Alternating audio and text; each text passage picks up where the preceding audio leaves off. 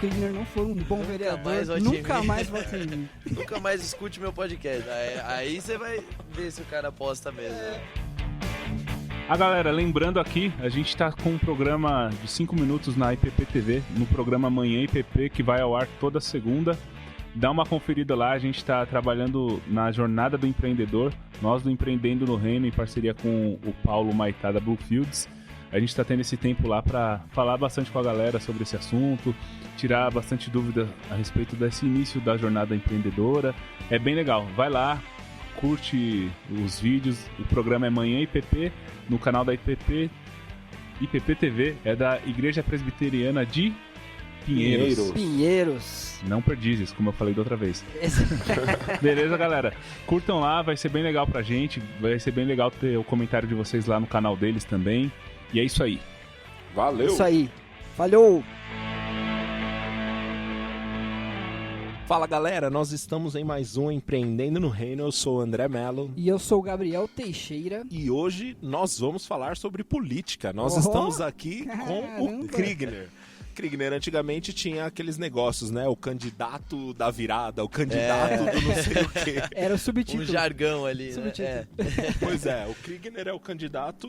É o candidato. É o candidato aí da renovação, é o que você quiser chamar. É isso aí. Acho que até o final desse bate-papo aqui, cada um vai dar um subtítulo legal. Boa. Legal, mas prazerzão receber você aqui, Kriegner. Muito legal poder conversar com você no meio dessa correria, né? Faltam 11 dias aí. 11 dias, é uma data bem importante. Obrigado pelo convite, é um prazer estar aqui com vocês. É isso aí, pra galera que tá escutando a gente não quer datar esse episódio aqui, mas a gente tá numa quarta-feira, já passaram da meia-noite, estamos na Berrine, próximo ao Berrine aqui, né? É isso aí. E é nessa hora que as coisas acontecem. Né? Exatamente. E agora a gente pode atestar o que um dos nossos entrevistados disse há uns episódios atrás aqui: político trabalha de verdade. De verdade.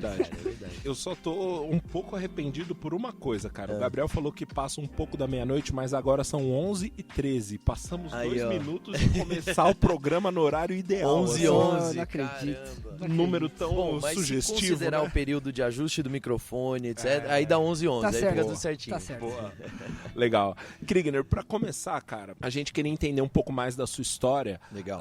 Fala um pouco pra gente sobre, desde a sua conversão, nasceu em lar cristão ou não, um pouquinho da sua carreira também, faculdade, até chegar no que você tá fazendo hoje. Bom, legal. Vou dar uma versão aí resumida, porque eu sempre gosto de entrar nos detalhes aí da história, né? E eu nasci em 91, eu tenho 28 anos hoje, e eu me converti em 2008, né? Então, nesse período, foi um período em que eu tive várias experiências. Eu era uma daquelas crianças que via coisas, sentia coisas, enfim, coisas assim que, né? E eu não tinha muita base aonde buscar, né? Eu estudei minha vida inteira num colégio adventista, e não por questão religiosa, mas porque era perto de casa. Meus pais acabaram colocando lá. Hoje eu vejo um propósito de Deus, porque o colégio adventista, ele tem, enfim, como qualquer outro lugar, tem inúmeros defeitos, mas tem uma base bíblica muito forte, né? Verdade. E aí eu tive ali uma base sólida, mas foi em 2008 quando eu fui convidado para um evento do Dunamis que eu me converti, aceitei a Jesus, nem sabia o que era Dunamis, só fui ali, é a famosa armadilha de crente, né? Um amigo meu do colégio chamou, vamos lá, futebol, churrasco, vamos lá. Chegou lá, tinha adoração, tinha palavra, tinha um monte de coisa. Quem nunca caiu numa dessa, né? Mas tem fruto, né? Então, aceitei a Jesus naquela noite. E eu cresci vendo minha mãe fazer muito trabalho voluntário, né? Minha mãe é psicóloga, é professora também, e a gente ali voltava do colégio e ia com ela para uma associação ali no bairro mesmo, onde a gente morava, e que ela fazia trabalho levantando recursos para ajudar pacientes com câncer de baixa renda. Então, é um trabalho que ela fazia com as amigas. E eu via meu pai trabalhando no mundo corporativo, né? E aí, meu pai sempre trabalhando no multinacional e suando, época de fechamento, indústria, aquela coisa toda. E aí eu olhava para aquilo e, óbvio, sempre fui muito grato, né? Sempre gostei demais. Mas eu tomei uma decisão. Eu falei, eu não vou ficar como meu pai aí no mundo corporativo 100%. Eu vou talvez transitar por lá, enxergo o valor, mas assim, eu quero fazer alguma coisa que lide com pessoas e que mude a vida das pessoas, né? E na época só existiam essas duas opções para mim. Hoje eu entendo assim, o mundo corporativo impacta muito a vida das pessoas. E você pode fazer inúmeras iniciativas super legais que vão melhorar tornar na qualidade de vida das pessoas, resolver crer. problemas sociais, enfim. Mas tomei aquela decisão e foi aí que eu comecei a enveredar pro lado da política. Mas foi só no momento da minha conversão, e assim, literalmente no momento da minha conversão, que eu entendi que isso seria política, né? Porque eu recebi palavras proféticas aí sobre paternidade, sobre identidade e sobre governo. E aí depois, então, fui caminhando mais, entendendo o que era essa questão de nós influenciarmos, o que é o papel do cristão na sociedade. Ser cristão não é só a sua vida religiosa no secreto, entre, né, ali na igreja. Não são duas vidas separadas. Não são duas vidas separadas, esse negócio de agente secreto, né? Não é aquela coisa toda, mas é sim a gente ocupar esses lugares, trazer transformação. E aí entendi que o meu desejo de melhorar a vida das pessoas seria cumprido através da política. Então é isso que eu tenho feito aí nos últimos anos. Me formei em Relações Internacionais na faculdade, comecei a trabalhar com a ONU aqui em São Paulo, através do Instituto Humanitário. Então foi uma experiência bem legal. E aí a gente fez inúmeras ações, assim, desde o Ano Internacional da Quinoa até, assim, proteção contra violência contra meninas e mulheres, enfim, diferentes pautas. Que legal, cara. Depois fui convidado para ir para Brasília, trabalhar lá com o Banco Mundial, e aí trabalhando focado em projetos de educação, de saúde e no finalzinho da minha passagem lá em redução da pobreza. Né? Então, aí voltei para São Paulo. Cara, mas é incrível, né? Ver nas suas oportunidades de trabalho mesmo a questão do chamado. Tá tudo ali, né? É um negócio que eu falo, cara, e eu até tava sábado falando com os jovens da minha igreja e eu dei esse testemunho. Eu falei, gente, eu me formei em Relações Internacionais. Para um internacionalista, que é o nome, né? Para um internacionalista, você ter uma passagem nas Nações Unidas, no Banco Mundial, depois na Fundação Brava, que foi o outro lugar que eu atuei também, trabalhando com projetos de melhoria fiscal de municípios. Aí aprendi muita ferramenta, né, de como melhorar o setor público de dentro para fora. Para o internacionalista ter esse currículo é muito bom, né? Todo mundo fala, nossa, que demais, isso aqui. E eu falo, o meu testemunho é esse. Eu nunca mandei nenhum currículo para nenhum desses lugares. Sempre foram oportunidades que apareceram através de conexões, portas foram se abrindo.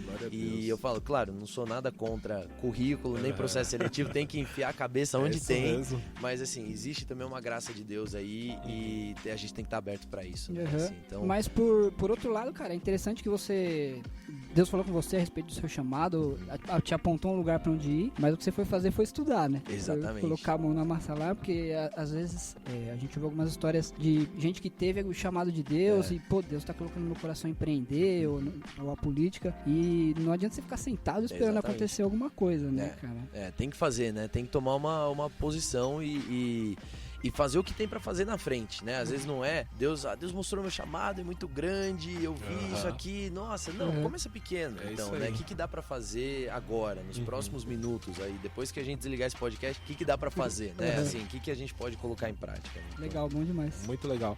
E hoje, eu sei, hoje você tá em campanha, né? Mas qual é o seu papel dentro do Dunamis? Porque eu sei que você faz parte da liderança do Dunamis. Além do Dunamis, você tem alguma atuação também na igreja local? Sim.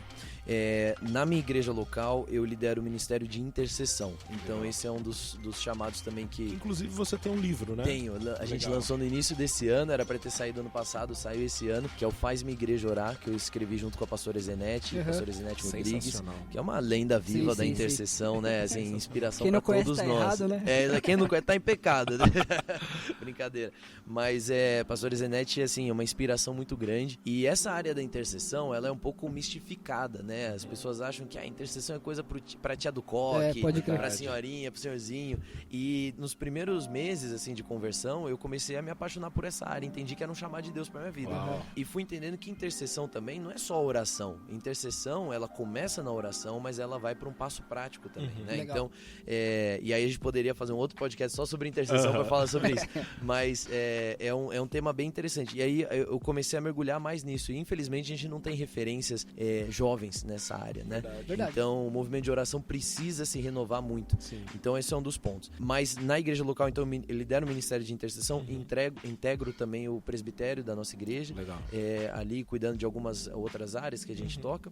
Dentro do Dunamis eu sou responsável por todas as nossas iniciativas sociais e também por essa parte política. Por que política? Dunamis não tem nenhuma iniciativa propriamente política, né? Mas a gente entende que é importante a gente formar um um entendimento a respeito dos Sim, acontecimentos com base na Bíblia, né? A gente não tem, ao contrário do que gostam de dizer aí, a nossa intenção não é catequizar ninguém politicamente, mas é entender, tá bom, a gente tem um fenômeno aí que é, por exemplo, uma coisa que acontece na sociedade, que é a questão do racismo. Como é que a gente luta aos olhos da palavra? A questão do machismo. Como é que a gente trabalha nisso aos olhos da palavra? É sensacional. Então esse é o meu papel lá desenvolver, dentro. acho também no pessoal um senso um senso crítico, né? Exatamente, precisa ter. Porque né? a gente vê que bastante gente é alienada no sentido assim, que engole qualquer coisa. Não tem um senso crítico dela absorver as informações e ter a própria opinião, né? Exatamente. Eu acho que a igreja tem que ter esse papel um pouco, né? Com certeza. De dar ferramentas para a pessoa desenvolver o senso crítico dela, né? Cara, nos últimos anos eu fiz muitos workshops sobre política em igrejas, né? E assim, a pergunta que eu sempre fazia assim, eu falava, olha, Romanos 13 fala que não existe autoridade na terra que não foi dada por Deus. Então, isso quer dizer que a gente não pode contestar os nossos políticos. E aí, o que vocês acham disso? Aí todo mundo, talvez. Então, o pessoal que pediu o impeachment da presidente Dilma tá em pecado. Como é que é esse negócio aí? Porque foi Deus que estabeleceu ela. Aí, nossa, é verdade. Não é verdade não. Os caras chorando, né? Não, calma, vamos entender o que tá falando. Mas Deus colocou a posição, não colocou a pessoa. A pessoa, eu sempre falo, a autoridade é um CNPJ ali, né? Vamos fazer essa alusão aí, essa analogia. É um CNPJ, não é o CPF, né? Então a pessoa que tá lá, e aí o versículo Romanos 13, acho que no versículo 6, que vai dizer assim que, na verdade, o magistrado, ele é instrumento de Deus quando cumpre pontualmente com o seu ofício. Então é condicional. Então a gente tem lá gente que é instrumento de Deus, que nem evangélico é. Mas a gente tem muito evangélico que não é instrumento de Deus, né? Então é trazer esse entendimento. Muito bom. E as pessoas, nesse tempo você passou palestrando e dando esses workshops sobre política, enchia, cara, as pessoas vão, porque a gente vê que as pessoas têm demonizado muito alguns assuntos, né? E a gente estava até conversando aqui um pouquinho nos bastidores. Política é um assunto que o cristão se absteve durante muito tempo, né? E a gente tem um pouco da característica de não buscar o confronto, e a política tem muito esse confronto de ideias, né? Que é saudável, né? É saudável que as pessoas pensem diferente. E o que você acha disso, cara? Você acha que o cristão tá abrindo mais os olhos pra política? Com certeza. Eu brinco, eu falo que eu tenho os dois chamados que ninguém quer. É política e intercessão, né? Passei na fila que eu pego esses não dois aí pra mim. Né? Não é guitarrista. Pelo menos, né? Mas eu creio que a gente tá tendo um despertar sim, sabe por quê? Embora a igreja tenha rechaçado esse assunto, eu diria que as pessoas que compõem, as pessoas que estão no corpo de Cristo, né? As pessoas que compõem a igreja, não rechaçaram. Na verdade, pegaram as informações em outros lugares. Então você tem um Felipe Neto aí discipulando as pessoas, você tem inúmeros youtubers aí, pessoas discipulando a visão política de todo mundo. É só você vai andar, eu tenho andado muito na rua durante essa campanha, o discurso é sempre o mesmo. Eu não quero saber de política porque é tudo corrupto. Quem foi que disse que é tudo corrupto, entendeu? Alguém começou a dizer que é tudo corrupto, e aí o outro disse, o outro repetiu, isso se tornou uma verdade. É aquela mentira que quando dois repetem, ela se torna uma verdade, né? Então, é óbvio que a gente tem casos e mais casos que reforçam isso, infelizmente, né?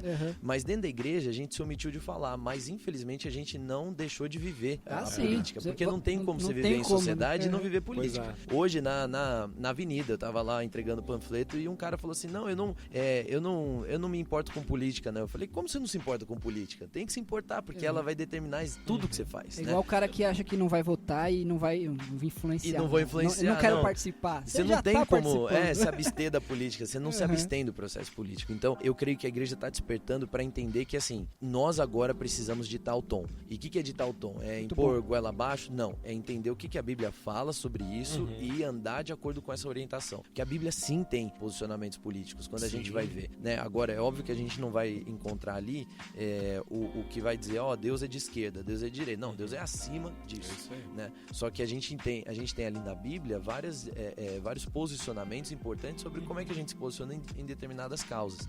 E é isso que eu acredito que a igreja tem começado a prestar mais atenção. Muito bom, cara. Cara, e é muito legal você falar isso até nesse ponto que você falou, a igreja tem que ditar o tom. Se você pudesse fazer uma breve introdução assim à questão das 7 esferas de influência e depois também responder o que faz então propriamente um vereador na prática no dia a dia. Legal. Bom, quando a gente vai falar de 7 esferas, acho que tem que começar já desmistificando, porque muita gente usa os 7 esferas como se fosse meio Dragon Ball Z, assim, sabe? O negócio meio tipo, a minha esfera é essa, a minha esfera, você coleciona 7. É tipo signo. Exatamente, sabe? Tipo, que você case com alguém da esfera, tá? Tipo, não é assim, gente. O que é essas 7 esferas, né? É um entendimento, não é uma teologia, não é um entendimento, é uma visão de que a sociedade ela pode ser organizada, dividida ali em 7 áreas principais, que é o governo, os negócios, a educação, a família, religião, também artes, entretenimento e mídia e comunicação. São 7 as principais. Alguns vão dizer, não, tem 8, que são as ciências. E aí, enfim, tem essa discussão. O que importa é que ela se baseia no entendimento bíblico de que a gente tem que ser sal e luz onde a gente estiver. Não tem a ver com teologia de domínio, que as pessoas falam, vamos dominar, não sei o quê, a igreja que vai mandar e o Brasil vai ser um estado evangélico. Cara, eu falo isso para as pessoas, um estado evangélico é antibíblico. Deus nunca prometeu ninguém isso. Não tem que ser, se Deus não força a gente a ser cristão, então imagina, né, cada um tem o seu processo. Até se a gente parar para pensar, a época que a igreja dominou a questão de governo, deu ruim. A gente chama de idade das trevas. Exatamente, cara, não tem que ser. Então eu sempre falo assim, a pessoa fala, mas religião e política se misturam? Eu falo, não tem como separar. Religião e política andam juntos porque elas ocupam o mesmo espaço que é o ser humano. Então a pessoa, a política se faz com pessoas exercendo política e a religião ali, cara, essas pessoas também têm suas convicções religiosas. Não dá pra não viver em sociedade. Não dá.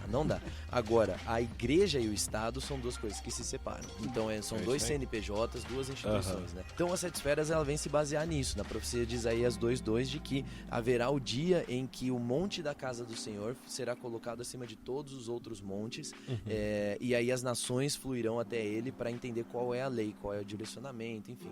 E essa profecia, ela vem sendo interpretada, né, e aí com uma série de, outras insights proféticos e coisas do tipo, para dizer que, sim, nós estamos num lugar, né, nós estamos ali, nós somos cristãos, estamos no monte da casa do Senhor, entendendo isso, é ali da presença de Deus, onde Deus habita, e lá é o lugar original de onde devem sair as direções. Isso é desde sempre. A sociedade, antes que o homem pedisse por um rei, a sociedade era governada dessa forma, né? E havia ali o templo e de lá vinha, né, tinha a presença de Deus, o sacerdote entrava, etc. E ele saía com direções que para diferentes fins. Tinha direção para questão sanitária. Não vai pôr, não vai. Tinha que levar uma madeirinha para cavar exatamente. o chão. Você enterra, mas não enterra onde você dorme, entendeu? Tipo, tinha direções aí de cunho moral, que permanecem até hoje. Tinham direções aí de cunho social. Então, assim, a gente vai pegar aquele outro país lá e vamos invadir a terra deles, vamos fazer isso, vai roubar aqui, vai pegar os despojos aqui, vai pegar ali, enfim.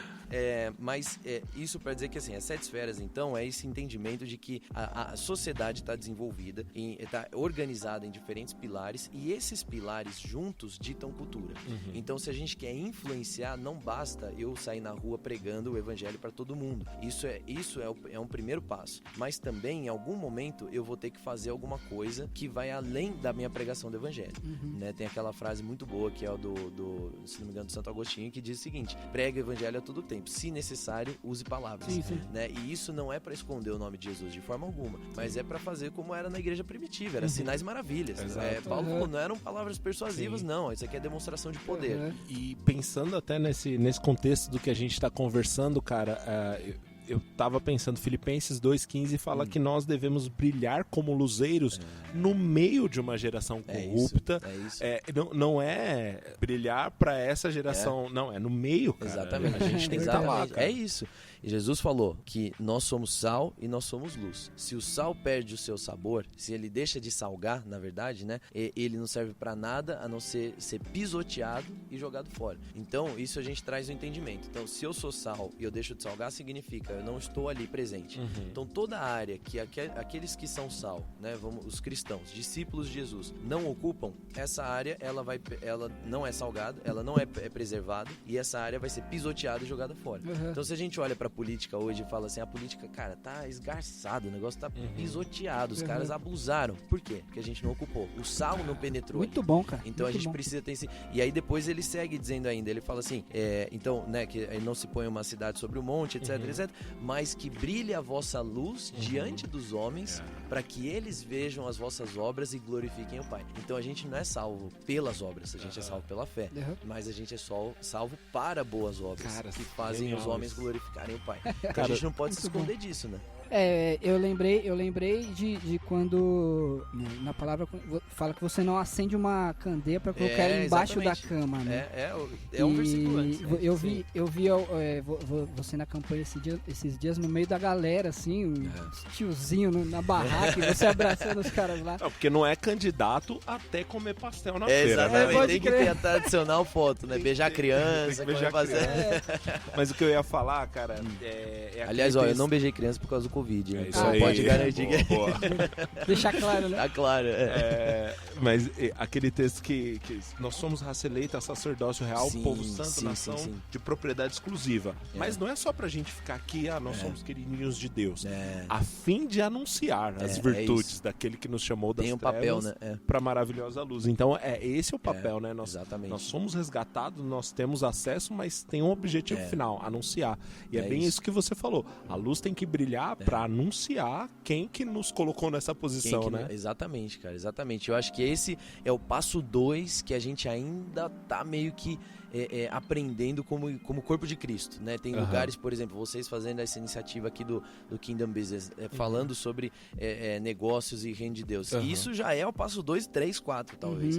Mas tem gente que ainda tá despertando, do tipo, nossa, então tudo que eu tô sentindo é para um propósito que vai além do meu próprio umbigo, né? Sai daquele negócio de, Deus vai me dar a vitória, Deus vai me dar isso, Deus vai te dar a vitória. Egocentrismo, né? Exatamente. Enquanto você vai lá, ajuda o teu irmão a ter a vitória, entendeu? Você ajuda o pobre, ajuda o rico, ajuda todo mundo ali. Que legal. E Deus vai, obviamente, trabalhar isso tudo, né? Legal. Tudo muito bom, tudo muito bonito, mas, afinal de contas, o que faz um vereador? Boa. Boa, vamos lá. Então, dá pra resumir em 3 coisas básicas, né? Assim, uma um pouco mais abstrata, não tanto, mas 3 funções básicas. Então, constitucionalmente, o vereador é aquele que vai propor leis. E o que são leis? Leis são os caminhos pelos quais a prefeitura vai atuar, né? Então, a gente olha, o vereador vem ali da palavra vereda, são os caminhos, né? Então, no direito privado aqui que rege a nossa vida, eu tenho lá uma lei que ela vai eu posso fazer aquilo que a lei não me proíbe. Então, eu posso andar, porque a lei não existe uma lei dizendo que eu não posso andar. Agora, no direito público, a prefeitura, ou o governo do estado, ou a União, não podem fazer aquilo que a lei não permite. Então, se não tem uma lei dizendo, olha, a prefeitura pode fazer uma ação XYZ, a prefeitura não pode fazer uma ação XYZ. Então, essa é a diferença. Então, o trabalho do vereador é fundamental. Às vezes, em alguns contextos, é até mais importante até do que o prefeito, porque sem o trabalho do vereador bem feito, construindo leis que conduzam a prefeitura, o prefeito não consegue atuar. Então, esse seria o primeiro papel. O segundo é de fiscalizar o prefeito e a prefeitura. E aí é uma coisa que a gente falha muito no Brasil inteiro, porque a tendência é o vereador querer andar alinhado com o prefeito. Sim. E é bom para poder fazer os projetos andarem. Mas, ao mesmo tempo, não pode esquecer que quem fiscaliza o prefeito e a prefeitura é o vereador. E aí não pode ter corrupção nisso, porque senão, né, você tá sujando a mão de quem deveria estar, na verdade, trazendo luz para aquilo. E aí, em terceiro lugar, que eu falei que é um pouco mais abstrato, mas que não é tanto assim, mas que é uma questão de representatividade. É o vereador que vai representar uma parcela da população, ou um grupo específico, ou determinado bairro, região, dentro ali da Câmara de Vereadores. Né? É mais pessoal, né? A população tem mais acesso ao vereador, que por sua vez consegue representar a população. Consegue representar. E aí também abre para muito abuso, né? Porque aí muitos vereadores acabam se tornando reis de determinados bairros. Então você vai aqui em São Paulo, tem gente que está sendo eleito pela 6ª vez e tá cheio de plaquinha pra tudo que é lado, nunca fez nada, mas ele é o rei e tradicionalmente ele é o rei. Não por resultado, mas porque ele se pôs dessa forma. Agora isso precisa mudar, né? Mas a representatividade saudável, ela é necessária. Porque as pessoas precisam ter um canal de comunicação com o poder público que vai além do 156 aqui em São Paulo, ou de algum outro, né, serviço de alguma outra prefeitura, que é justamente aquele, vou fazer um problema aqui. Não, eu tenho um negócio, meu setor aqui precisa de incentivo, meu setor aqui tá passando por essa situação, preciso falar com alguém, é o vereador. Legal. E faz uma parcela da população ser ouvida, porque tem um representante lá, né? Agora você tocou num ponto muito legal, você falou sobre a questão de fiscalização. Nesse tempo de polarização maluca que a gente está vivendo, a galera, eu vejo uma parcela, infelizmente, dos nossos irmãos mesmo, que votaram em determinado candidato e parece que eles votaram em um pastor ou em um ministro. E assim, não desonra meu líder. Não quase semideus, né? Exatamente, cara. Qual é o papel equilibrado do cristão com relação aos seus candidatos? impostos. O que o cristão deve fazer? Como fiscalizar? Como cobrar? Boa. É pecado cobrar? É pecado achar que alguma decisão foi errada ou não? Não, cara, assim, primeiro papel é a gente orar. E quando a gente ora, a gente tira da nossa mão, do nosso controle e coloca no controle de Deus.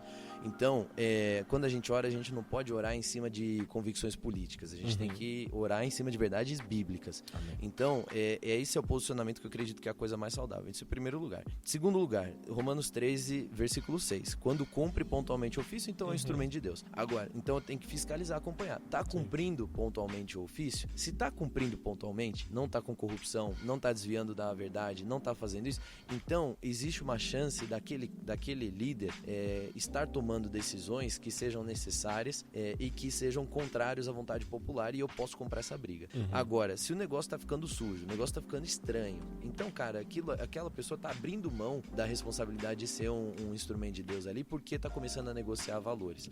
Né? Então, o nosso papel, a gente não pode deixar nunca que nem a posição política seja uma idolatria na nossa vida. As pessoas falam assim, Krigner, você é de direita ou você é de esquerda? Eu falo, bom, se você quer me rotular, você me rotula, mas assim, no final do dia, eu sou bíblico, eu sou cristão, antes de qualquer outra coisa. Então, você não vai poder dizer, você fica falando aí de justiça social, você é de esquerda.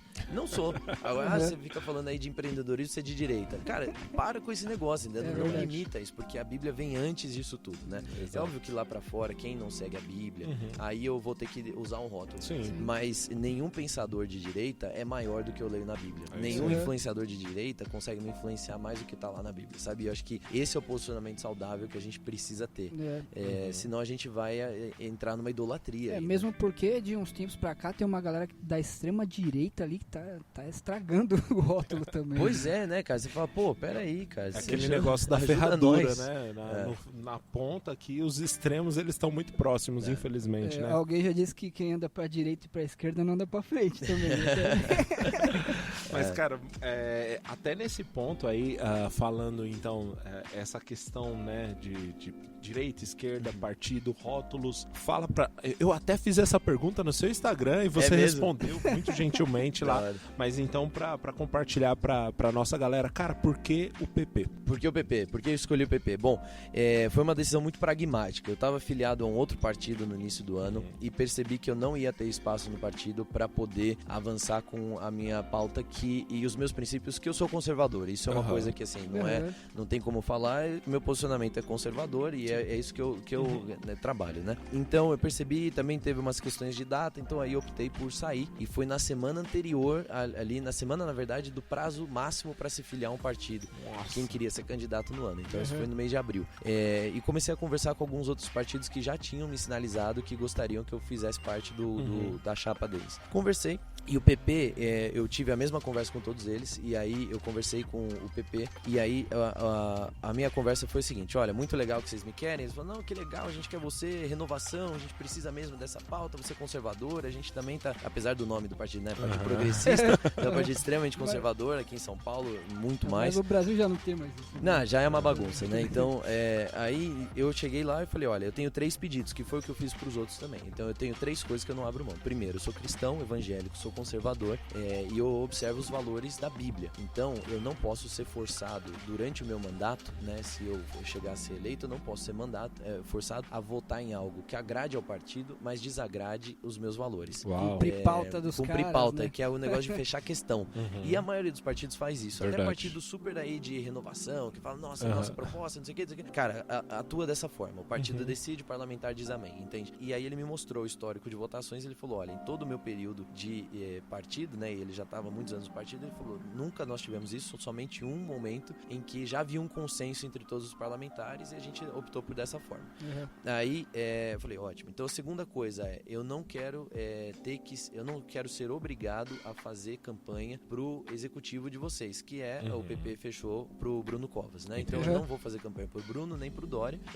Eu quero ter minha própria opinião, quero ter minha liberdade, tenho minhas críticas a eles e quero escolher meu candidato e ser livre para fazer campanha para quem eu quiser. Ele falou, bom, não é bem assim que a gente trabalha, etc, mas nós vamos abrir essa exceção aqui para você. E aí, em terceiro lugar, eu falei, meu terceiro pedido é que quando eu for eleito, e aí já fui eu profetizando, né? Quando eu for eleito, no meu gabinete vão entrar pessoas para trabalhar que eu escolher. Então, com base em currículo e alinhamento de propostas. Porque tem uma prática que não é uma prática do PP na cidade, mas é uma prática de outros partidos, que é aqueles 20%, 30% do gabinete é o partido que indica. Sim. Aí entra funcionário fantasma, aí entra rachadinha. Tem gente que foi condenado já por rachadinha que não fazia rachadinha. Infelizmente, o parlamentar não sabia, mas acontecia dentro do gabinete dele. Mas estava lá, né? São poucos esses, viu? Não vamos pensar que o pessoal é inocente, não. Não, foram poucos, mas aconteceu. Então, esse é um cenário que a gente que precisava ter essa vacina, essa independência. E o PP foi o único que me deu essa independência. Outros partidos falam, não, vamos levar o nosso candidato lá na igreja. Ó, se você vier com a gente, você tem que fechar com o nosso candidato à prefeitura. Não dá pra você fazer pra outro, não sei o quê. E o PP entendeu, cara, nós não vamos conseguir, porque o PP é um partido aí que tem uma tradição muito sinuosa, vamos dizer assim, né? Desde a ditadura militar, é um partido que abrigava defensores da ditadura militar. Um partido que tem de Roberto Campos a Paulo Maluf. A Paulo Maluf, cara. O negócio, e aí em São Paulo, Maluf dominou, Maluf é 11, Jota na rua e aquela coisa sempre. Só que o cara foi expulso em 2013. Então aí levou boa parte do dinheiro do partido e aí ficou aquela bagunça toda e aí o partido começou a se reestruturar. Tanto é que em 2016 o PP teve poucos candidatos, ele fez um vereador só, que até não continuou porque foi eleito deputado depois, mas uma bancada bem reduzida. Então o partido na cidade é um partido hoje, por exemplo, a chapa, junto comigo, a maioria ali é de renovação. Dos 46 candidatos, tem partidos com 80 candidatos, 70 candidatos. O PP tem 46, é bem menor do que os outros. E tem uma chapa que, assim, dos 46, se não me engano, são 40 ou 41 que são candidatos pela primeira vez. Que legal. Então não é nem que se candidatou e não conseguiu. É gente de renovação mesmo, né? A maioria, uma boa parte são militares. Então é um partido seguro, né?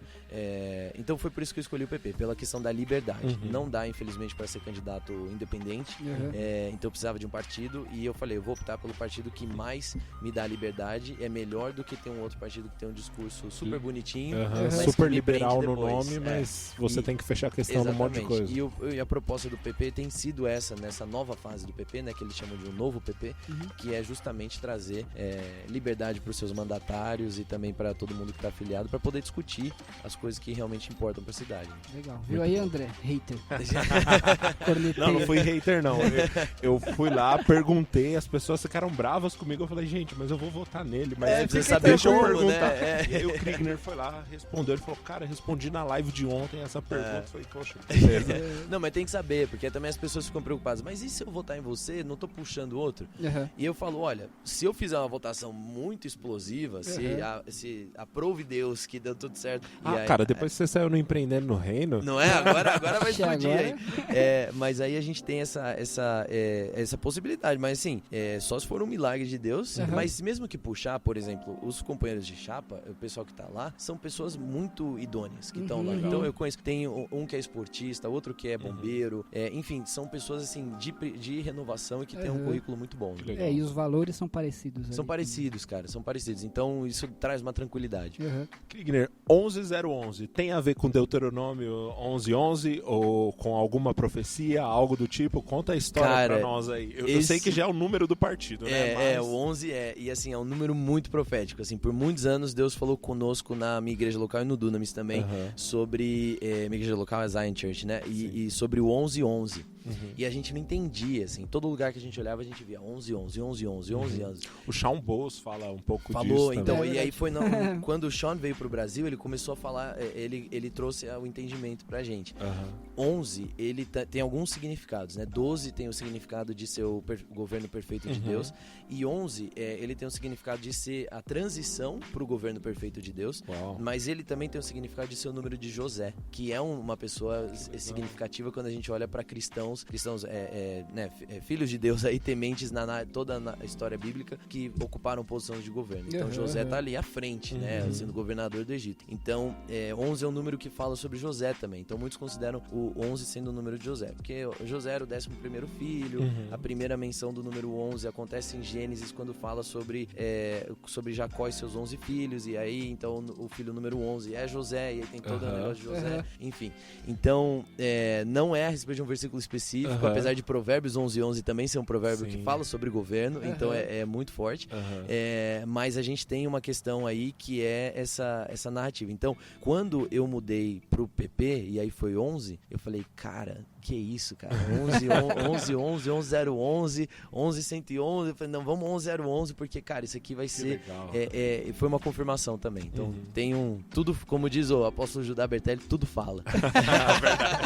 É isso aí. Muito bom. Cara, mudando um pouquinho aqui para um bate-papo mais direto, a gente tem acompanhado um pouquinho da sua rotina aí, e a gente viu que você tá trabalhando de verdade, como ele já falou, mas conta um pouquinho como é que tem sido a sua rotina, cara. Você tem acordado cedo, dormido tarde, eu tenho certeza que sim. Dormido tarde, não, porque assim, vai pra casa, a cabeça ainda fica 1000, Nossa. E você já acorda, a cabeça já tá a 1000, o celular também já tá a 1000, então dormindo pouco, mas tentando dormir o suficiente pra gente conseguir equilibrar, e aí a rotina é assim, sair, acordar, e aí devocional, e isso não pode faltar, porque senão não tem estrutura para poder aguentar o dia.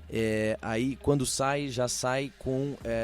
eu já saio já pensando o que eu vou ter que fazer no dia, né? Então a gente tem ido muito pra rua, conversado com as pessoas, por ser primeira campanha, mas é uma coisa que eu quero levar daqui pra frente, independente do resultado dessa eleição, que é justamente esse contato com a população. Cara, o quanto que você aprende, sabe?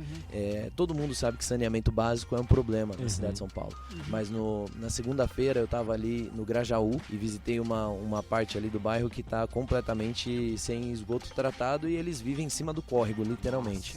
Então essa é uma realidade chocante, mas eu conversando com uma das moradoras, ela falou, olha, eu já, por 3 vezes eu acordei à noite sendo mordida por um rato. Olha isso, cara. Aí quando você conhece uma história dessa... Cara, em São Paulo, Em São Paulo, assim, é 20 minutos da Faria Lima, 30 minutos sem trânsito, entendeu? Tipo, um negócio assim, quando eu sei que saneamento é um problema, mas quando eu sei que tem gente que tá acordando, sendo mordido por rato, ser humano, cara, filho de Deus, é diferente, cara. Tem gente que tem chamado igual eu, gente que tem propósito igual eu. Jesus morreu na cruz por eles, mas tem um rato. E aí eu fiquei pensando, falei, cara, quantas vezes eu não acordo à noite com um pernilongo, sabe aquele barulhinho no ouvido? Já fica bravo pra caramba, irritado, já quer passar repelente na orelha, dá um jeito. Agora imagina um rato. Então você não tem segurança. De onde você vai dormir, cara? O rato vai andar em você. Exatamente, tem bebê, né? Então, isso muda. Então, a rotina tem sido muito assim, vamos pra rua, conversar com as pessoas, tem encontrado grupos, famílias, conversado em igrejas, conversado em empresas, ido pra esses lugares, porque as pessoas estão cansadas também na questão da política, mas elas querem saber de alguma novidade boa, alguma coisa boa aí que tá chegando nova, né? Então, eu tenho usado essa oportunidade para poder falar com todos eles. Tem sido isso e mobilizações na rua também, né? Assim, vamos pro metrozão, vamos entregar panfleto, cartãozinho, levar não na cara, xingando. Tem muito disso, mas faz parte do desafio aí, né? De ser candidato. E quem já fez um evangelismo prático na rua, sabe bem como é isso aí. Não, mas eu tô falando, depois dessa campanha eu vou ser o maior evangelista desse país aqui, porque toda hora, cara, você tem que ficar falando, levar não, agora já não tem mais impedimento. Cara, e você enxerga que a igreja, eu acho muito legal o movimento que você fez entendendo o seu chamado e o fato de você ter uma igreja local que te deu essa liberdade, o respaldo, tanto o Theo quanto a pastora, essa liberdade, o movimento Dunamis também conseguiu te ajudar, né, nisso, mas você acha que a igreja precisa gerar mais candidatos, eu não sei se a palavra é um centro de formação, mas ter uma forma... isso, né? Exato, formar seus próprios candidatos. Com certeza, porque assim, a melhor forma... A gente cansou um pouco de ver tantos exemplos ruins, né? Então, gente que fala pelos valores da família, defendendo a família, os valores cristãos, e no fim do dia não fazia nada, fazia, na verdade, o contrário daquilo que prometeu, né? Tem inúmeros casos que a gente nem precisa citar o nome aqui, mas que, assim, são seríssimos, é questão criminal, né? Então, assim, não é mais só moral, é criminal. Então, tem uma questão séria aí. E eu acho que a forma de resgatar isso é a gente parar de ficar abraçando candidato. Não tem mais que abraçar candidato. A igreja tem que gerar candidatos. Muito bom. E discipular pessoas. Assim como tem que discipular empresários, assim como tem que discipular educadores, assim como tem que discipular artistas. Temos que discipular essas pessoas, porque senão a gente vai ficar sempre se vendendo pra eles, né? Então, tem gente que a escolha fala... de escolher o menos pior, né? Exatamente. E fica aquele negócio, por exemplo, tem muitas críticas aí em relação ao Bolsonaro, por exemplo, teve um apoio massivo dos evangélicos no Brasil em 2018 na eleição. Mas se parar pra pensar, ele não é um cristão que teve ali um discipulado, né? Ele é católico, ele se declara católico, ele reconhece Jesus como Senhor e Salvador, mas ele, quando é que ele foi discipulado? Ele nunca foi discipulado. Então precisa passar por um processo desse que é natural de todo mundo. Agora, não seria diferente para líderes políticos. Então tem que gerar, sim, antes de ter o curso, por exemplo, de formação política, que eu acho que é um dos meus sonhos, conseguir emplacar uma coisa dessa aqui no Brasil, da gente fazer, assim, sabe, para preparar pessoas mesmo para estar lá. Mas é também uma questão, acho que tem que ter uma construção nos fundamentos bíblicos, uma cosmovisão bíblica cristã. É uma visão de mundo, né? As pessoas entenderem do que a gente está falando quando a gente fala sobre família, valores de família. Que você falou de valores de família e tá falando, aí, ó, lá vem o cara falar sobre heterossexual, sobre monogamia. Sim, estamos falando sobre isso, mas é muito mais, né? Não é porque a família lá tem um homem, uma mulher e uma criança que é uma família perfeita, não é, né? Como é que é o relacionamento entre eles? Quem que tá sendo exaltado naquela casa? Como é que tá o amor? Enfim. Então, eu acho que a gente precisa discipular. A melhor forma de você ter um candidato a alguém é enviando alguém. Só que, infelizmente, tradicionalmente, a igreja envia pra política aquele que se dá bem no púlpito. E não é uma correlação verdadeira. Né? Então, ele fala bem, ele se dá bem com as pessoas, e aqui tá meio sem espaço pra ele, vamos eleger ele deputado estadual, vamos eleger deputado federal. E ele vai. Só que quando ele vai pra lá, ele cai no meio da cova dos leões e sem proteção, sem prestação de contas, sem nada disso. Então a gente precisa fortalecer esse discipulado para que as pessoas sejam enviadas, né? E, cara, isso aí vem desde a conversão. Tem que ser. E não pode mais, a gente não pode mais demonizar isso. E a gente começa demonizando quando a gente afasta. Eu vou te falar uma coisa, eu senti, como sendo candidato, resistência de pessoas que eu já tive relacionamento no passado, de líderes, e eu já senti um passo pra trás. Muitos abraçaram, etc, mas senti um passo pra trás. E eu entendo a questão... Olha lá, tá virando político. Exatamente, tá se corrompendo, entendeu? E eu entendo a questão de que, beleza, não vou misturar aqui, não quero que a minha igreja pense que eu tô enfiando goela abaixo um candidato. Tudo bem, não vamos subir no púlpito, também é contra a lei, o cara pedir voto no microfone, é tudo certo. Agora, o que a gente não pode é demonizar. Porque se tem um membro da nossa igreja que ele abre uma empresa e o negócio prospera e dá tudo certo, a gente chama ele para dar testemunho. Agora, se tem um membro que se candidata e ele aprende uma lição, ele não pode dar o testemunho. Ele tem que esconder isso. E não tá certo isso, porque ele não tá fazendo nada de errado. Né? Ele tá fazendo, na verdade, um papel importante. Você tocou num ponto aí que explodir a mente, né? Porque às vezes a gente usa a fé pra cura, a fé pras finanças e tal, mas se você chegar com um menino e falar, esse aqui é o próximo presidente do Brasil na igreja, o cara fala, mano, fica quieto aí. Exatamente. Não tem a mesma fé, às vezes. Não vai mexer com isso, né? Como se fosse droga o negócio. O lance de discipular, qual a melhor maneira de discipular uma nação do que através da política, né? Exatamente, cara. Exatamente. Sensacional. Kriegner, indica pra algum jovem que tá te ouvindo agora, cara, ouvindo esse podcast, ele falou, sou chamado pra fazer esse negócio também. Boa. O que eu leio, o que eu começo a ler, onde eu vou estudar? Legal, boa. Cara, se você é chamado, tá aqui em São Paulo, então vem pra campanha aqui ajudar a gente como voluntário, que nada melhor do que experimentar na prática. É isso aí. Mas assim, além de ler muito Bíblia, eu recomendaria alguns livros. O primeiro deles é um que chama Eclesia, do Ed Silvoso, um livro sensacional para entender assim, o que é a gente ser igreja mesmo fora das quatro paredes. O segundo que eu colocaria que é o livro que fez o seu mundo, que é do Vishal, é um nome complicado, Vishal com SH Mangawadi, Wadi com WA, Mangawadi. Então ele é um missionário da Jocum hoje e um cara assim, crânio master, e ele era hindu, se converteu indo pra Holanda numa viagem e vendo que normas sociais funcionavam na Holanda que nunca funcionariam na Índia, e ele começou a estudar por que na Holanda a civilização era, entre aspas, mais evoluída. E aí ele chegou nos princípios cristãos e ele entendeu, peraí, os países que se organizaram a partir desse livro livro aqui, que chama Bíblia, eles hoje são mais prósperos, hoje eles são mais organizados, eles têm uma condição de vida melhor. Muito bom. Então tem alguma verdade aqui. E aí ele teve um encontro com Jesus e se converteu. E aí esse livro, ele mostra exatamente isso. Ele chama, tem o livro que fez o seu mundo e o Verdade e Transformação, do mesmo autor. São 2 livros sensacionais para exemplificar isso. E tem um que chama 20 Princípios da Fé Cristã, se não me engano é esse, que é do Wayne Grudem. E esse, ele vai destrinchar, é um pouco mais teológico, mas ele vai destrinchar assim, o que significa salvação, o que significa graça, o que significa isso. Chaves que são necessárias para moldar a nossa cosmovisão cristã. Né? Então, entender assim, quando eu tô falando de pecado, o que é pecado? Porque as pessoas falam, não, pecado é ser rico. Não, ser rico não é pecado. Então, peraí, o que é pecado de verdade? O que é ser rico? O que é prosperidade? Então, ele traz esses conceitos, é um livro fininho, assim, super bom. Que legal. Que eu recomendo demais. Tem alguns outros, mas eu recomendaria esses, assim. Muito bom. Legal. E quais são suas fontes de informação, assim, sei lá, diária, cotidianas? Cara, eu não sou uma boa referência pra falar isso, porque eu leio de tudo. De verdade, assim, eu pego, se você for ver meu Twitter, quem eu sigo, a maioria, eu sigo assim, maioria não, mas uma boa parte ali eu sigo gente que fala, gente que é da esquerda, mesmo não concordando com eles.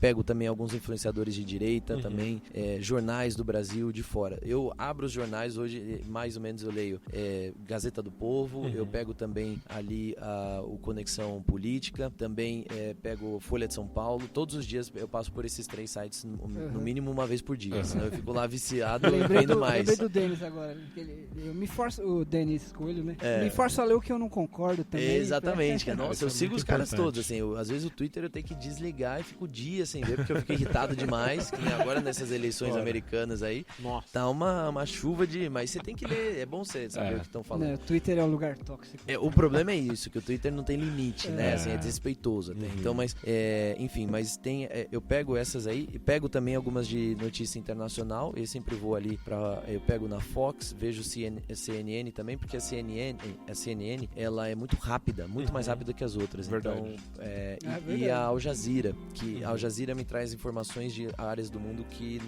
as tradicionais não trazem. África, Oriente Médio, a gente pega muita coisa de lá, apesar de ser bem ideologicamente contrário àquilo que eu acredito. Né? Toma aí, ó, você achando que se informava no Instagram. Não é? Mas agora, durante a campanha, eu tô mais no nacional aqui. Internacional só quando explode alguma bomba. Boa. Krigner, cara, prazerzão te receber. Que isso, cara. Prazer foi meu. Já à tarde, já adentramos na madrugada. Legal. E você aqui com toda a energia falando conosco. Então agora, para encerrar, cara, microfone aberto, deixa a sua mensagem. Parte do nosso público é daqui de São Paulo. Deixa seu recado pra galera. Com certeza, cara. Primeiro, obrigado pelo convite. Vocês me chamarem aqui pra estar aqui é um grande prazer. E dia 15 de novembro a gente tem um desafio, que é eleger os próximos representantes, né? E a gente tava conversando aqui no bastidor. Ano que vem, quem a gente eleger agora não vai ficar só 4 anos. Quem a gente eleger agora tem o potencial de trazer mudanças para a cidade que vão perdurar pela próxima década. Então, é uma hora crítica, não é hora, nunca foi, mas especialmente agora não é hora da gente jogar o voto fora. Nós estamos vivendo um momento de muita quebra econômica, a educação completamente sucateada, são inúmeros desafios e que passam na Câmara de Vereadores. E infelizmente, a gente tem muito vereador ali dormente, né? Eu falo que a Câmara de Vereadores virou um pântano e aí de tão parado que ficou, foram se formando as máfias. É máfia da creche, é máfia do serviço funerário, é máfia da pó das árvores, é máfia disso, é máfia daquilo, tem máfia pra tudo que é lado. E a forma da gente combater isso é trazendo sangue novo, né? Então eu tenho até falado pras pessoas, quem não gosta de mim, não gosta da minha proposta, não vota em mim, mas pelo menos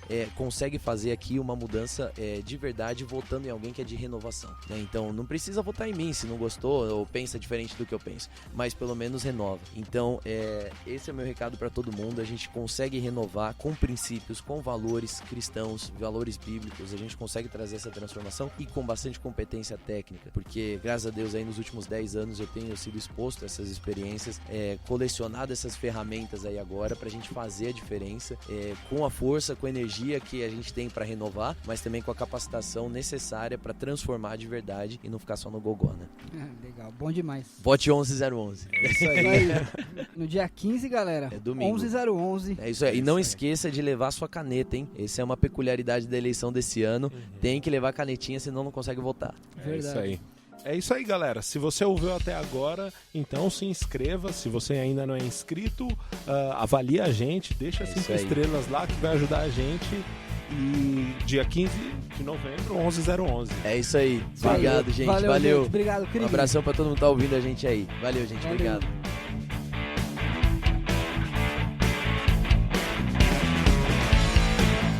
Você ouviu Empreendendo no Reino.